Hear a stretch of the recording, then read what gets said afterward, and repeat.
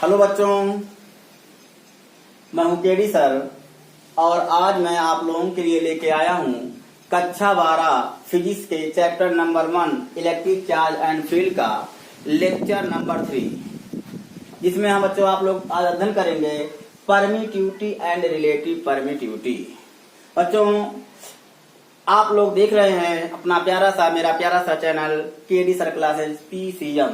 तो बच्चों, हमारे चैनल को आप लोग जो है सब्सक्राइब करें और बेल आइकन को भी प्रेस करें ताकि जब भी मैं कोई वीडियो अपलोड करूं तो आपको इसकी सूचना तत्काल मिले। तो बच्चों, वीडियो को लाइक, शेयर और कमेंट करना भी ना भूलें। आइए बच्चों, हम लोग शुरू करते हैं lecture number 3, permittivity and relative permittivity, जिसको हम लोग हिंदी में कहते हैं विद्युतशीलता।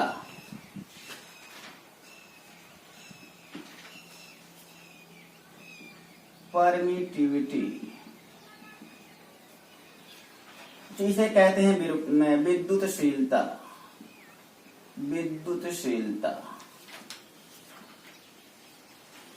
इसमें बच्चों आपको बताया गया था एप्सिलॉन 0 के बारे में। एप्सिलॉन 0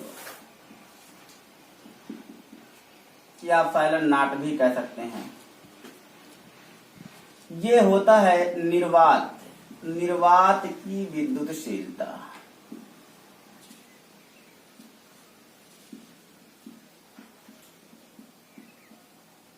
निर्वात की विद्युतशीलता जिसकी वैल्यू हम आपको बता चुके हैं, इसकी वैल्यू होती है 8.85 इंटू 10⁻⁻12।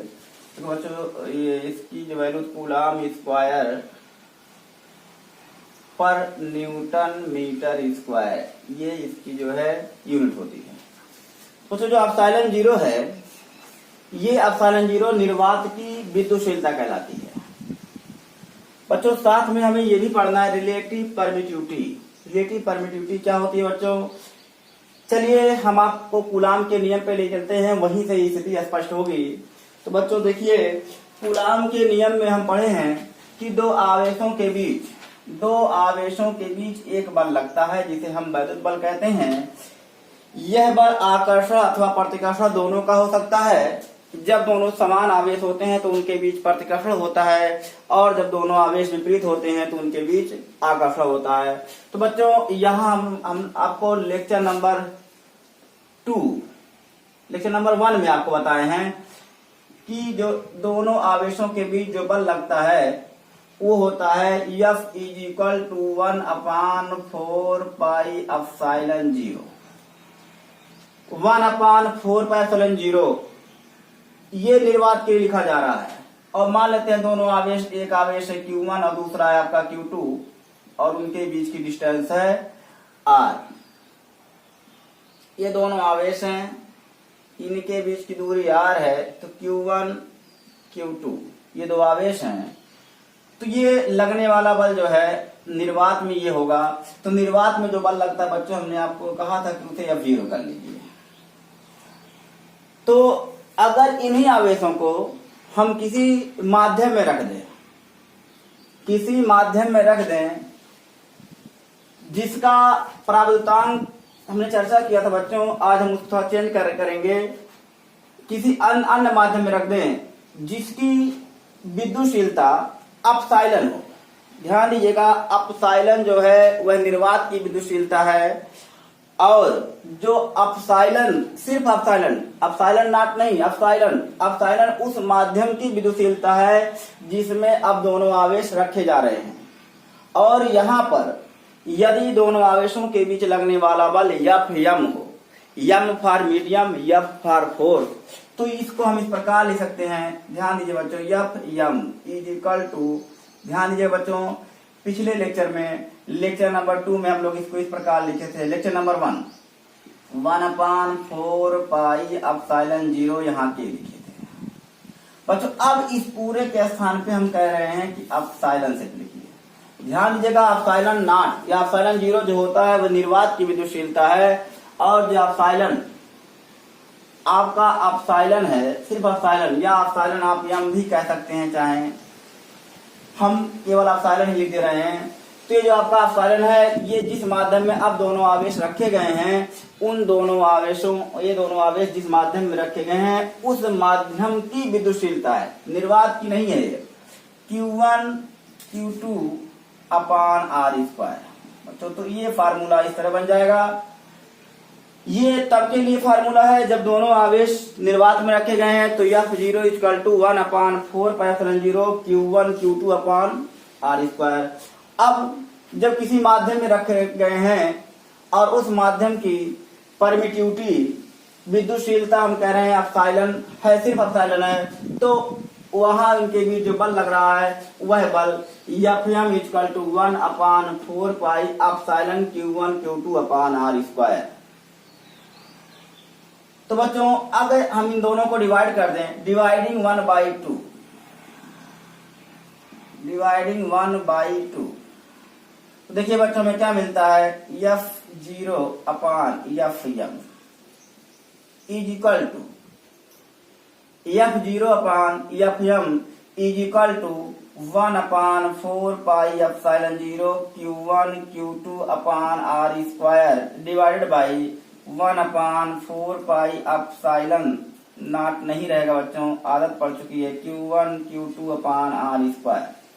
तो बच्चों ये पूरा कट जाएगा, ये कट जाएगा, एप्सिलॉन चला जाएगा ऊपर, F0 upon Fm is equal to epsilon upon epsilon 0। तो बच्चों हम यहीं पर चर्चा कर देते हैं रिलेटिव परमिटिविटी, रिलेटिव परमिटिविटी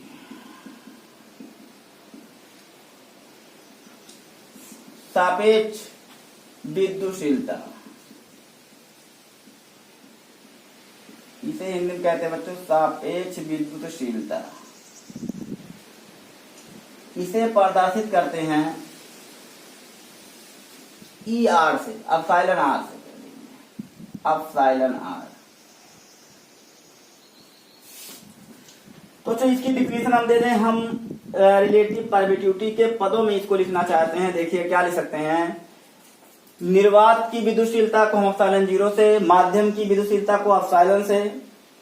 तो निर्वात की विद्युतशीलता बच्चों क्या होगी, सॉरी सापेक्ष विद्युतशीलता क्या होगी बच्चों, तो इसकी परिभाषा कुछ इस प्रकार है, किसी माध्यम की सापेक्ष, किसी माध्यम की विद्युतशीलता, किसी माध्यम की विद्युतशीलता तथा निर्वात की विद्युतशीलता के अनुपात को उस माध्यम की सापेक्ष विद्युतशीलता कहते हैं।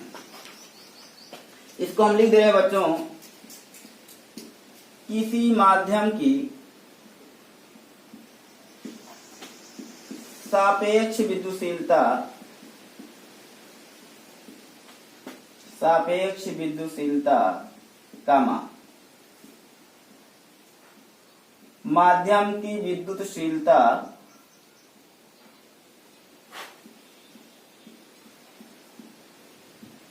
एप्सिलॉन तथा निर्वात की विद्युतशीलता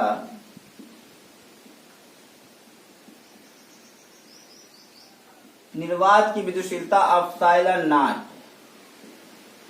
देखो बच्चों, किसी माध्यम की सापेक्ष विद्युतशीलता उस माध्यम, जिस माध्यम की हम सापेक्ष की बात करें, उस माध्यम की विद्युतशीलता एप्सिलॉन तथा निर्वात की विद्युतशीलता एप्सिलॉन के अनुपात के बराबर होता है, एप्सिलॉन 0 के अनुपात के बराबर होता है, या कहते हैं, कुछ भी लिख सकते हैं इस तरह बच्चों। ये इसकी डिफिनेशन हो गई बच्चों। इसकी कोई यूनिट नहीं है। किसी माध्यम की सापेक्ष विद्युतशीलता उस माध्यम की विद्युतशीलता जिसे हम एप्सिलॉन कहते हैं तथा निर्वात की निर्वात की विद्युतशीलता एप्सिलॉन नॉट के अनुपात के बराबर होता है। इसे एप्सिलॉन R से निरूपित करते हैं। तो बच्चों epsilon R is equal to, ये हो जाएगा आपका एप्सिलॉन अपान एप्सिलॉन नॉट, ये होता है बच्चों। एप्सिलॉन R को बच्चों कहते हैं माध्यम का परावैद्युतांक, माध्यम का परावैद्युतांक।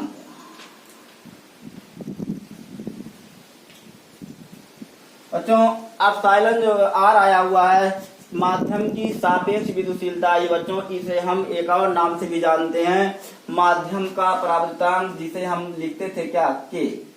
पिछले लेक्चरों में हमने इसे लिखा है के से, माध्यम का परावर्तनांक के है।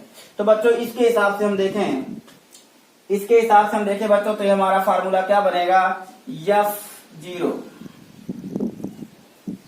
अपान Fm equal to epsilon upon epsilon naught के स्थान पे हम बच्चों लिख सकते हैं ER एप्सिलॉन R। तो epsilon R equal to F0 upon Fm। तो बच्चों यहां से एक परिभाषा आप और बना सकते हैं, किसी माध्यम की सापेक्ष विद्युशीलता। बच्चों ये माध्यम की सापेक्ष विद्युशीलता है, इसकी एक डिफिनेशन आप यहां से और बना सकते हैं, किसी माध्यम की सापेक्ष विद्युशीलता निर्वात में दो आवेशों के बीच लगने वाले बल, ये निर्वात में लगने वाला बल है, तथा उन्हीं दोनों आवेशों को उस माध्यम में रखने पर उनके बीच लगने वाले विद्युत बल के अनुपात के बराबर होता है।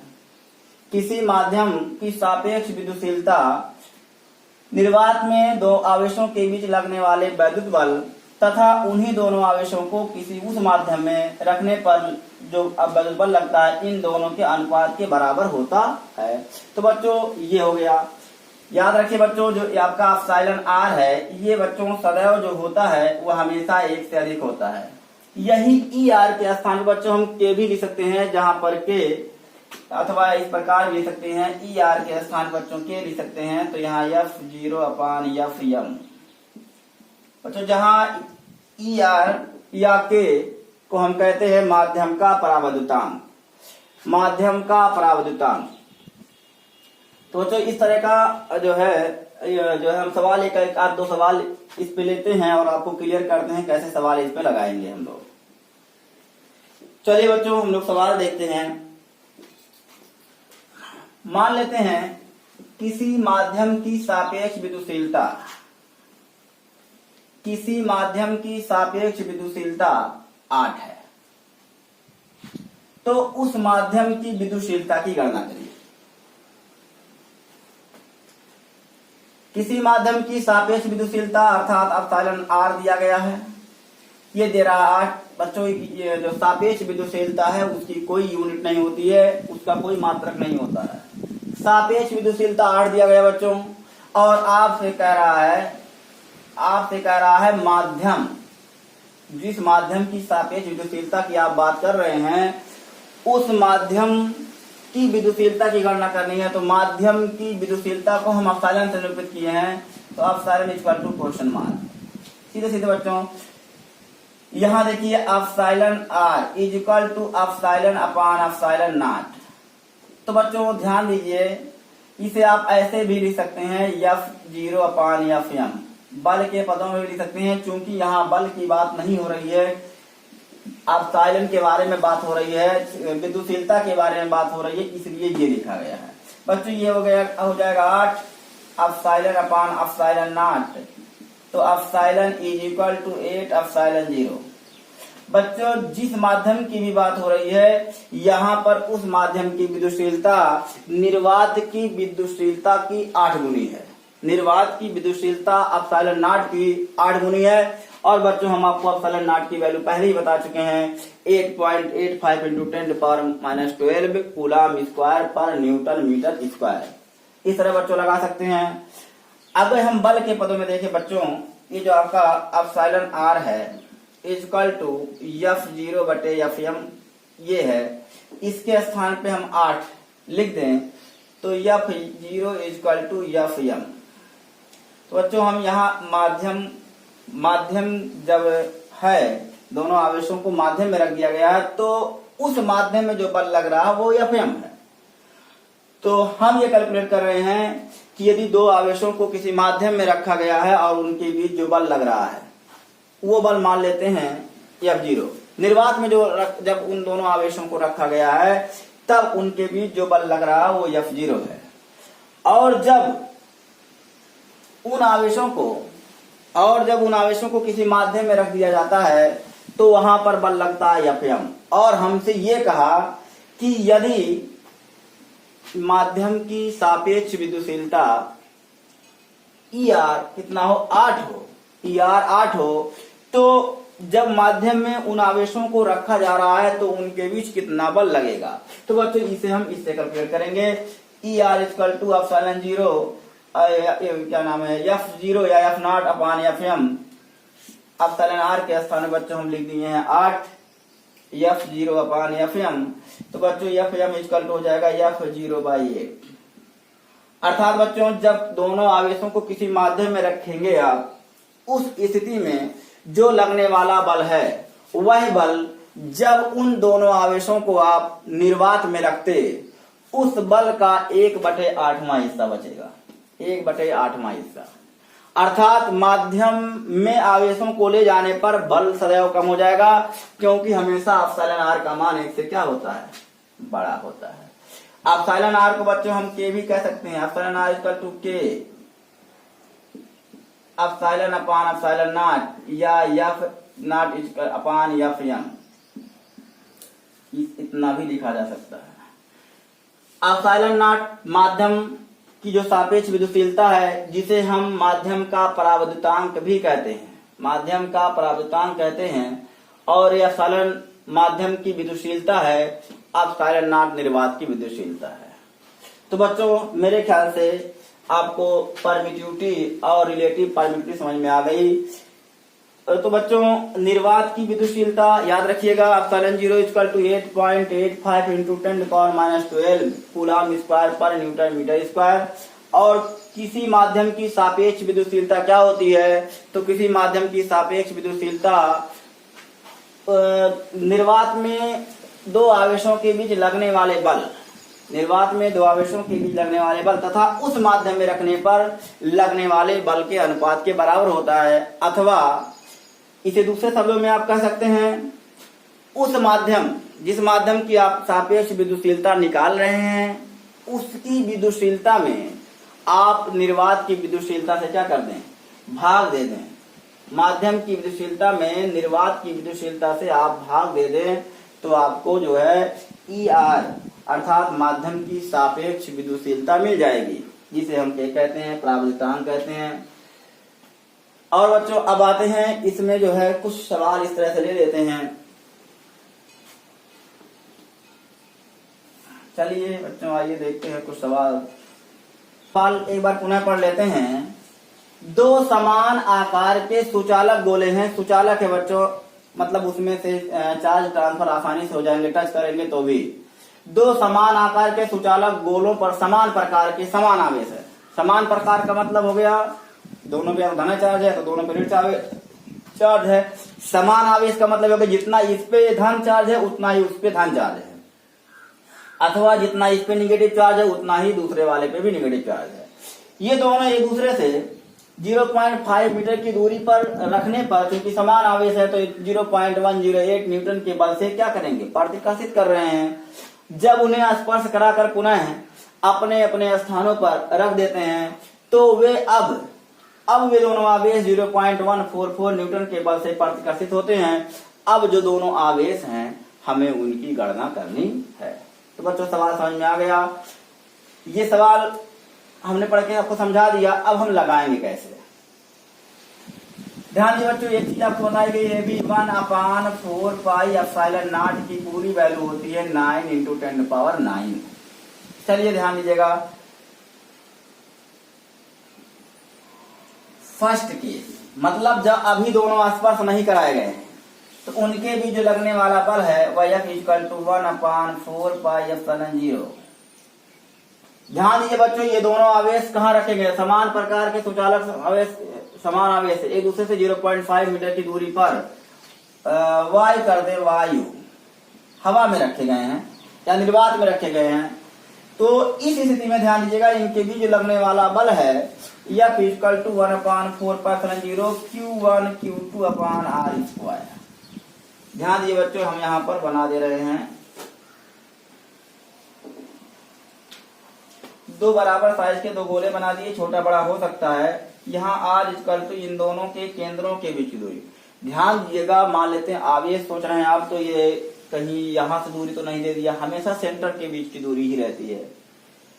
और यहाँ जो आवेश है Q1 है और यहाँ जो आवेश है वह क्या है, Q2 है तो आवेश Q है तो इस पे भी Q ही रहेगा।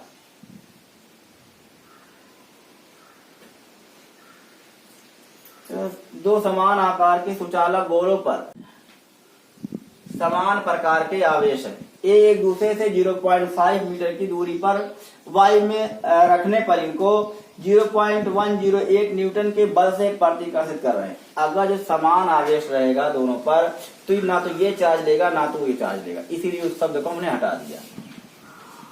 जब उन्हें आसपास कराकर पुनः अपने अपने स्थान पर रख देते हैं तो अब 0.144 न्यूटन के बल से प्रतिकर्षित होते हैं। आवेशों की गणना कीजिए बच्चों। तो यहाँ पर Q1 मान लिया गया है और यहाँ पर Q2 मान लिया गया है और इन दोनों के बीच की दूरी 0.5 है। तो बच्चों ये स्थिति में 0.5 यहाँ पर कितना बल लग रहा है बच्चों? 0.108 इक्वल टू बच्चों ये 1/4πε0 की वैल्यू 9 × 10⁹ हो जाएगी। Q1 और Q2 का मान हमें बच्चों नहीं पता है, अपान ये 0.5 का स्क्वायर हो जाएगा। तो बच्चों यहाँ देखिए Q1 × Q2 ये यहाँ रोक ले रहे हैं 0.108 अपान 9 × 10⁹ बच्चों ये नीचे आ गया, ये हर में है जाके बच्चों मल्टीप्लाई हो जाएगा, 0.55 का वर्ग हो जाएगा 0.25। बच्चों हम इसका भी दशमलव हटा दे रहे हैं, इसका भी। यहाँ दशमलव के बाद 3 अंक है, यहाँ दशमलव के बाद 2 अंक है। तो एक ऐसी संख्या जिसमें एक अंक के बाद 5 शून्य हो, 3 और 2 5, उससे ऊपर नीचे गुणा कर दीजिए तो ये 108 हो जाएगा, ये 25 हो जाएगा बच्चों। और ये 9 × 10⁹ हो जाएगा। यहाँ पर एक के बाद जो है 5 जीरो वाली संख्या से गुणा कर दीजिए तो बच्चों ये हो जाएगा 9 × 9 9 दूनी 18 ये हो गया बच्चों। अब यहाँ देखिए ये आप इस तरह कर दीजिए 12 × 25 25 एकम 25 25 चौका 100 ये 4000 हो गया बच्चों। तो 12/10⁹ 9 × 4 × 10⁻³ हम 3 लिख सकते हैं। 4 × 3 = 12 ये 3 आ गया बच्चों। और 9 3 12 10⁻12 होगा, ऊपर चला जाएगा बच्चों 10⁻³ - 12 कूलाम स्क्वायर। तो बच्चों हमें मिल गया कुल मिलाकर के इस कैलकुलेशन से Q1 × Q2 equal to 3 × 10⁻12 coulomb square. बच्चों हमें एक इक्वेशन मान लेते हैं, इसको इक्वेशन नंबर 1 हो सकता है बच्चों नीचे दिखे ना, इसलिए हमने ऊपर लिख दिया, उसकी जरूरत पड़ेगी हमें। तो बच्चों पहले वाले केस से जब दोनों आवेश 0.5 मीटर की दूरी पर रखे गए हैं तो उनके बीच 0.108 न्यूटन का बल लग रहा था। तो यहाँ Q1 Q2 आवेश हमने माना था, तो इन दोनों आवेशों का गुणनफल हमें मिल गया बच्चों इतना। अब बच्चों हम सेकंड केस लेते हैं। सेकंड केस क्या बच्चों? सेकंड केस ये है कि जब उन्हें स्पर्श करा दिया जाता है, दोनों चालक हैं और दोनों पे समान प्रकार के आवेश हैं। अब जब उन्हें स्पर्श कराएंगे तो बच्चों आवेश समान आकृति के हैं, यहाँ देखिए दिया गया है। तो बच्चों वे दोनों आवेश बराबर बराबर बांटना चाहेंगे। तो बच्चों यहाँ पर Q1 आवेश है, वहां पर Q2 आवेश हो सकता है अलग अलग है, लेकिन बराबर बराबर बांटने का मतलब ये हुआ कि इन दोनों आवेशों को जोड़ लीजिए, जितना कुल आवेश हो रहा है उस आवेश को 2 भागों में बांट दीजिए, एक इसको दे दीजिए और एक इसको दे दीजिए। जैसे कहने का मतलब बच्चों मान लेते हैं इसमें 5 कूलाम आवेश हो, यहाँ 7 कूलाम आवेश है, +5 है +7 है, ठीक अलग अलग आवेश है। जब इन्हें आप स्पर्श कराएंगे तो क्या होगा, चूंकि समान आकार के गोले हैं तो दोनों बराबर आवेश रखना चाहेंगे।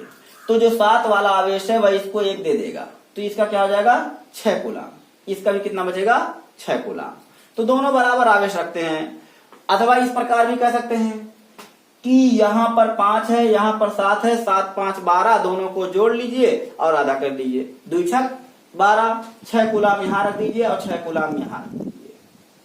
लेकिन बच्चों ध्यान रखिएगा, जब समान प्रकार के आवेश होंगे तब दोनों को जोड़ करके 2 से डिवाइड करिएगा। बच्चों याद रहे कि यदि इस पे धन आवेश है और इस पे इसके विपरीत आवेश है तो सबसे पहले उन दोनों को घटा लेंगे। अब जो आवेश बचेगा चाहे पॉजिटिव या नेगेटिव, उस आवेश को 2 बराबर भागों में आप बांटेंगे आधा इसको देंगे आधा इसको देंगे। अभी अगले सवाल में हम इसी की चर्चा करेंगे बच्चों। सेकंड केस बच्चों, सेकंड केस में बच्चों उन्हें स्पर्श कराकर उन्हें अपने अपने स्थानों पर रख देते हैं। स्पर्श कराने पर बच्चों देखिए, स्पर्श कराने पर बच्चों कुल आवेश देखिए, कुल आवेश Q1 प्लस Q2 अपान 2, सॉरी 2 से बाद में बात करें। Q1 दोनों का आवेश मिल जाएगा क्योंकि समान प्रकार के आवेश हैं Q1 प्लस Q2। अब प्रत्येक गोले पर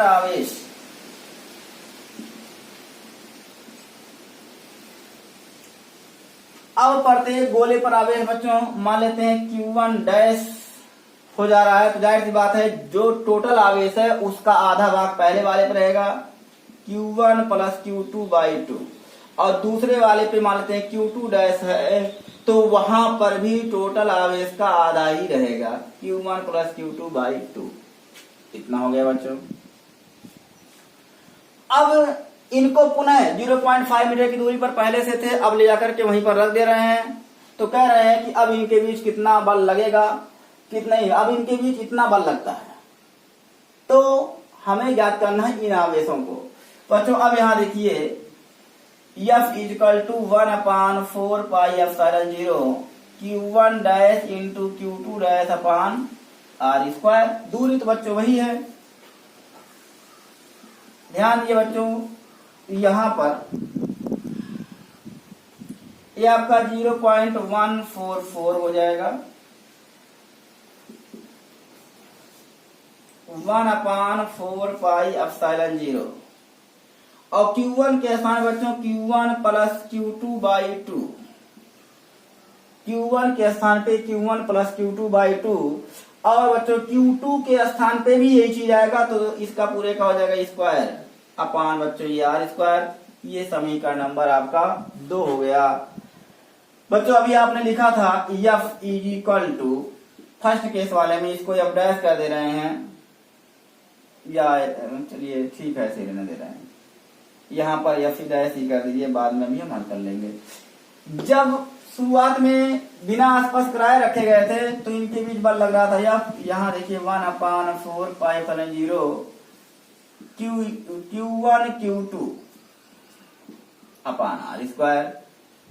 ये बच्चों समीकरण नंबर जो है इसे ये आपने लिखा था, कोई समीकरण नहीं दे रहे हैं बच्चों। हमें F का मान पता है 0.108 और F डैश का मान पता है 0.144 बच्चों। हम क्यों ना इसमें इसे डिवाइड कर दें तो कुछ हमें संबंध मिल जाएगा। देखिए बच्चों अब हम लिखने जा रहे हैं नाउ F अपान F डैश। बच्चों आप देखिए तो यहाँ पर 1/4 pi epsilon 0 R square, 1/4 pi epsilon 0 R square cut जाएगा। यहाँ एक ऊपर बचेगा Q1 Q2 अपान नीचे बचेगा Q1 प्लस Q2 बाई 2 का होल स्क्वायर बच्चों ये बचेगा। अब हम जो है ये लिखे जो है इसको मिटा दें, इसकी हमें जरूरत अब नहीं है।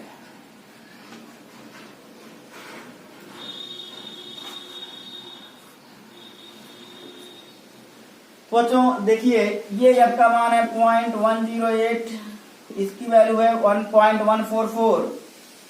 Q1 इंटू Q2 का मान बच्चों ऑलरेडी आप निकाले हैं 3 इंटू 10⁻12 अपान बच्चों ये Q1 प्लस Q2 अपान कितना हो जाएगा बच्चों, ये देखिए ऊपर चला जाएगा 2 दूनी 4 हो जाएगा और Q1 प्लस Q2 का हो जाएगा बच्चों। ये दोनों का दशमलव हम हटा दे रहे हैं, 108 144 हो जाएगा बच्चों। 4 3 12 गुणे 10 की घात -12 अपान Q1 प्लस Q2 का होल स्क्वायर।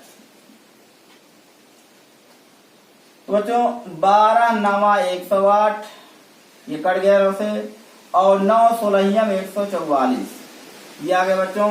तो एक बार यहाँ लिख दे रहे हैं 1/16 इज इक्वल टू 10 की घात -12 divided by Q1 plus Q2 का होल स्क्वायर।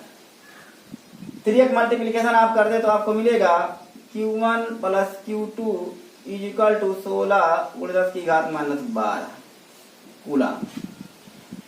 ध्यान दीजिएगा बच्चों, इसे आप 1 कहे थे, इसको 2 कह दे, इसको 3 कह दे रहे हैं। कुछ भी समीकरण कह दिया, आपको ध्यान रखना कि कहां से लेना है। बच्चों अभी हमारा सवाल आधे तक आया हुआ है। ध्यान दीजिए, Q1 प्लस Q2 का मान पता चल गया, Q1 इंटू Q2 का मान पता चल गया। बच्चों इस तरह के सवाल को हल करने में ऐसे ही आप सावधानी बरतते हुए लगाएंगे।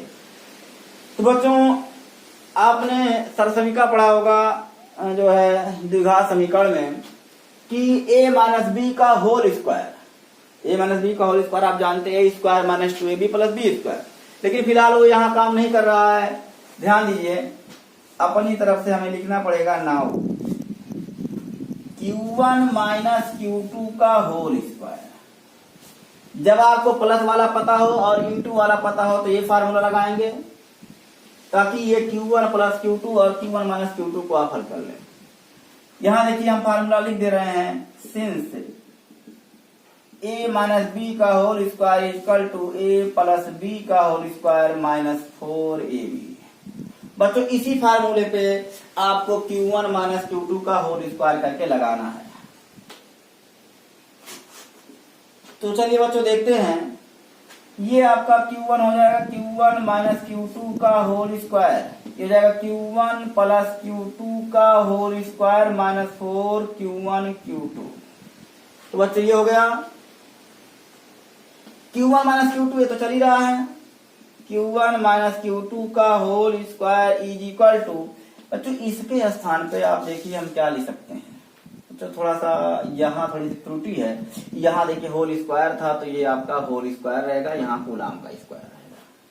यहाँ देखो बच्चों स्क्वायर था, हम वर्गमूल नहीं निकाले थे, ये विदाउट वर्गमूल ही वैसे लग दिए थे, यहाँ पर स्क्वायर था। तो बच्चों यहाँ Q1 प्लस Q2 का होल स्क्वायर पूरा सहित माइनस 16 गुणे 10 की घात minus 12 minus 4 Q1 into Q2 का मान आप देखिए 3 into 10 to the power minus 12। तो बच्चों यहाँ ध्यान दीजिएगा, 10 की घात 12 दोनों में है, 16 4 3 12, 16 में से 12 कट जाएगा, 4 गुणे 10 की घात माइनस 12। तो बच्चों ये आपका हो जाएगा Q1 माइनस Q2 का होल स्क्वायर इक्वल टू 4 गुणे 10 की घात माइनस 12। बच्चों स्क्वायर हटाएंगे जब आप तो दाएं साइड का वर्गमूल हो जाएगा। Q1 माइनस Q2 4 का वर्गमूल 2 और 10 की घात माइनस का वर्गमूल। बच्चों जो घात वाली राशि होती है उसका वर्गमूल जितना उसके ऊपर घात होता है उसी का आधा कर देते हैं, 10 की घात माइनस 6। ये पूरा हो गया। तो बच्चों ये समीकरण नंबर 4 कह दीजिए। और यहां से Q1 प्लस Q2 जब यहां वर्गमूल निकालेंगे 16 का वर्गमूल 4 गुणे 10 की घात minus 6 coulomb.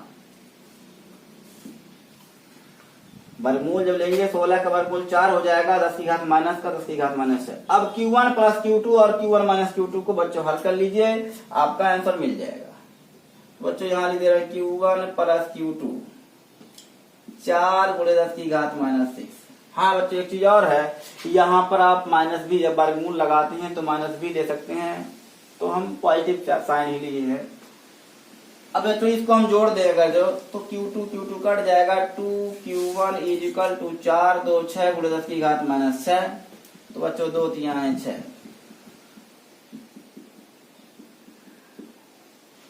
3 into 10 to power minus 6 coulomb. पहले वाला जो ए वाला जो गोला बनाए थे, पहले वाले गोले पे जिसपे आपने Q1 आवेश माना था उस पर कितना चार्ज है, 3 into 10 to power minus 6 coulomb, अथवा माइनस 3 भी हो सकता है, minus 3 into 10 to power minus 6 coulomb. अब बच्चों ये वैल्यू हम किसी भी समीकरण में रख दें, फ्रॉम यहां देख लीजिए यहीं से लगा दे रहे हैं, इससे चल दे रहे हैं। फ्रॉम 1 Q1 का मान बच्चों आया हुआ है 3 into 10 power minus 6 into Q2 is equal to 3 into 10 power minus 12। बच्चों ये 3 से 3 कट जाएगा, Q2 इज इक्वल टू 10 की घात माइनस 12 बट्टे 10 की घात माइनस 6। बच्चों Q2 10 की घात माइनस 6 जब जाएगा ऊपर प्लस 6 हो जाएगा, माइनस 12 प्लस 6 माइनस 6 बचेगा, 10 की घात माइनस 6 कूलाम। एक लिख सकते हैं, 1 गुणे 10 की घात माइनस 6 कूलाम। या तो इतना होगा, या अगर बच्चे हम ऋण आवेश लिखे होते तो यहाँ ऋण आता, माइनस 10 की घात माइनस 6 कूलाम। तो बच्चों कुल मिलाकर के ओवरऑल आपका रिजल्ट ये आ गया, जो दोनों आवेश हैं उस पे आवेश प्लस माइनस 3 इंटू 10⁻⁶ कूलम और Q2 equal to 1 into 10⁻⁶ coulomb. 1 बच्चों हर जगह रहता है, यहाँ 1 इंटू मल्टीप्लीकेशन है, प्लस माइनस 1 इंटू 10⁻⁶ कूलम। थोड़ा बच्चों ये सवाल काफी लंबा था, लेकिन इंपॉर्टेंट क्वेश्चन है ये। इस तरह के सवाल जब आते हैं तो बच्चे कंफ्यूज हो जाते हैं कि कैसे लगाएं। तो बच्चों इस तरह के सवाल लगाने के लिए सबसे पहले Q1 इंटू Q2 कर लेते हैं, जो हम यहाँ अलग से लिख लिए हैं। अब सेकंड जो कंडीशन कुछ ना कुछ दी रही होगी उससे हम ज्ञात कर लेते हैं Q1 प्लस Q2 या Q1 माइनस Q2, कुछ इस तरह ज्ञात करेंगे और इस तरह की एक सरसविका लगा लेंगे a माइनस बी का होल स्क्वायर। बच्चों अगर यहाँ Q1 माइनस Q2 आया होता तो यहाँ Q1 प्लस Q2 का फार्मूला लगता, तो यहाँ माइनस होता और यहाँ प्लस हो जाता। ये सरसविका है। तो बच्चों इस तरह के सवाल आप किताब से भी सॉल्व करिएगा। अब हम नेक्स्ट क्वेश्चन पे आते हैं। बच्चों यहाँ पर हमने चर्चा किया समान आवेश थे, अब हम एक विपरीत आवेश लेते हैं, तब देखते हैं क्या स्थिति बनती है। कुछ सवाल ऐसे ही है लेकिन विपरीत आवेश हम ले रहे हैं। मान लेते हैं हमारे पास दो आवेश हैं, एक पर 40 माइक्रोकूलम का आवेश है, प्लस 40। ए व बी, ये क्वेश्चन है, ए व बी समान गोलों पर प्लस 40 माइक्रोकूलम व माइनस 10 माइक्रोकूलम के आवेश। ए और बी दो गोले हैं, इस पे 40 माइक्रोकूलम और माइनस 10 माइक्रोकूलम के आवेश रखे हैं। ये एक दूसरे से 2 मीटर की दूरी पर है। अरे कोई भी दूरी ले सकते हैं, 2 मीटर की दूरी पर है।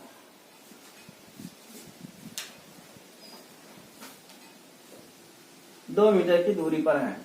जब मीटर की दूरी पर हैं, इन्हें स्पर्श कराकर, बच्चों ये सुचालक रहेंगे, इन्हें स्पर्श कराकर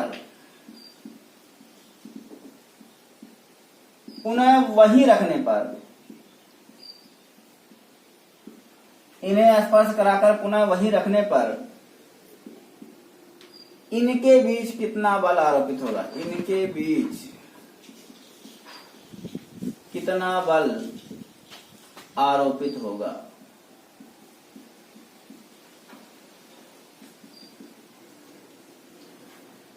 बच्चों एक आवेश ये है और एक आवेश ये है, दोनों समान टाइप के हैं। यहाँ पर Q1 equal two plus 40 microcoulomb है।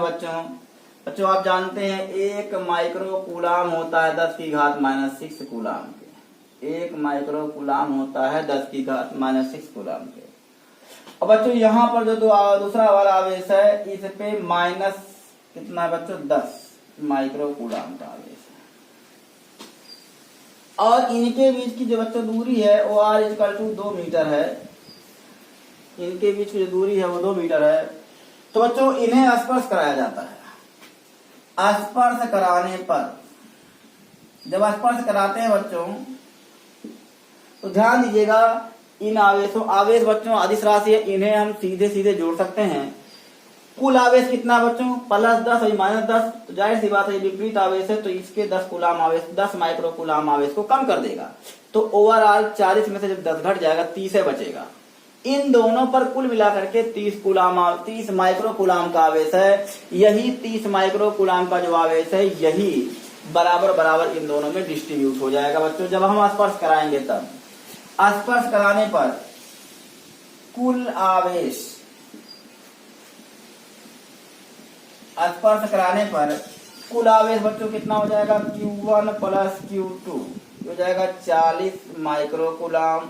बच्चों हम प्लस जरूर लिखे हैं लेकिन वो खुद माइनस है तो माइनस लिख दिया जाएगा। 10 माइक्रोकूलम हो जाएगा 30 माइक्रोकूलम।